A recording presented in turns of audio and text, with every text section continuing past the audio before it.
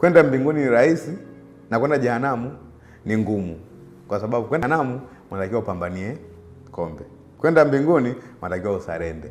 Lakini watu hawapendi kusarenda. Watu wanapenda nini? Kupambana. Si kwa matendo mtu awaye yote asije akajisifu. Kwa ameondoa matendo as a means kupata wokovu. Kwa kama kungekuwa na daraja la kwenda kwenye nchi inayoitwa wokovu, hilo daraja ukiweka matendo inabomoka. Kama wokovu ingekuwa ni kisiwa iko mahali fulani, si ndio na sisi tuko upande mwingine, tunatakiwa tufike kwenye hiyo sehemu ya inaitwa nini? Wokovu. Ukijenga daraja la matendo, ni uhakika ya kwamba hilo daraja lafanya nini?